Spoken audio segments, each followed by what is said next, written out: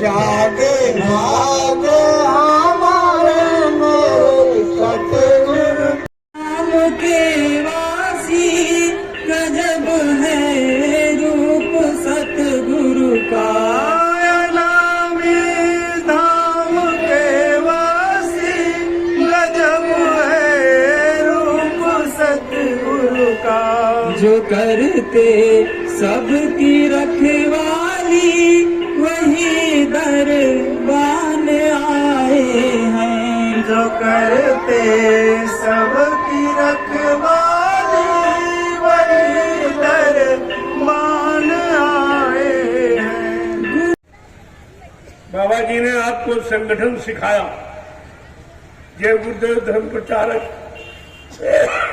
संस्था मथुरा भारत संगठन, दूरदर्शी संगठन, भूम ज्योतक खेतिहर काश्तकार संगठन,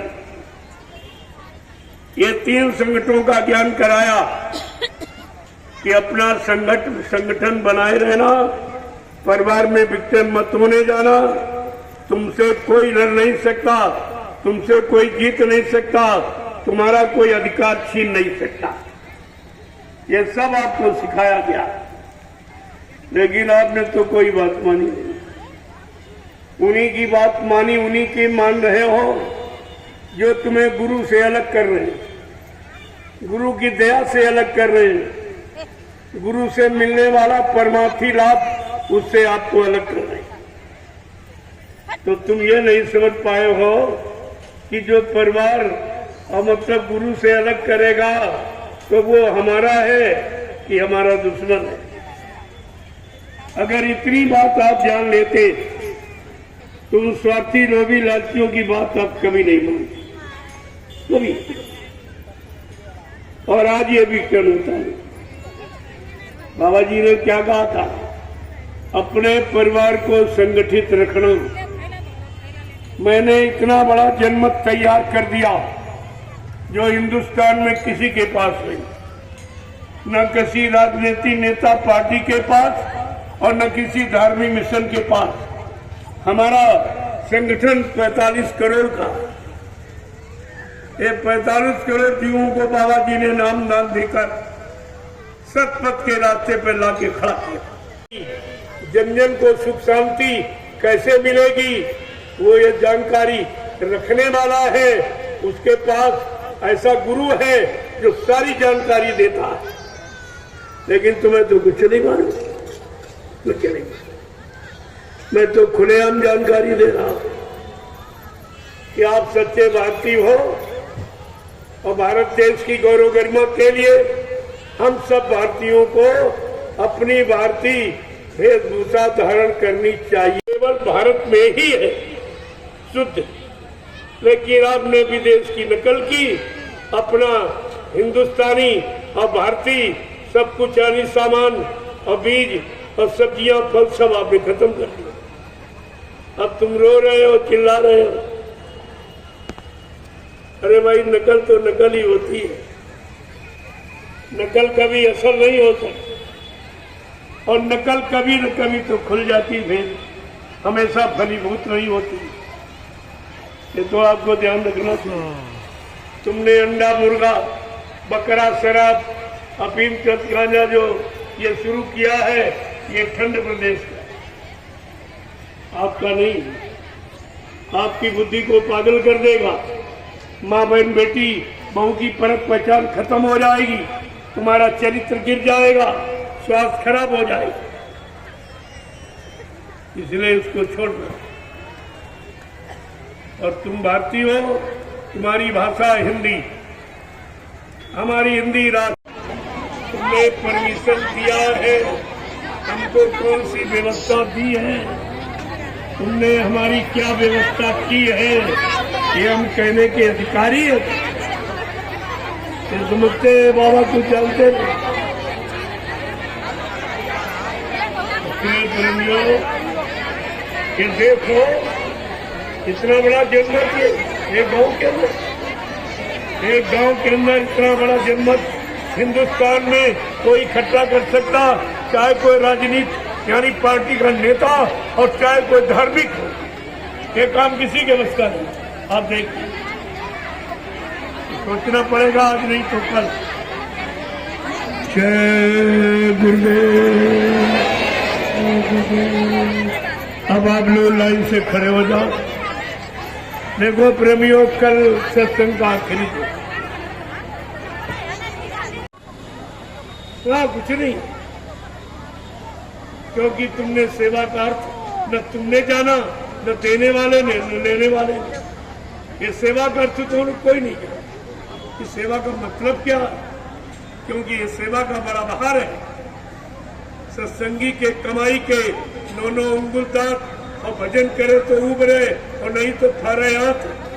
इतना खराब धन है ये।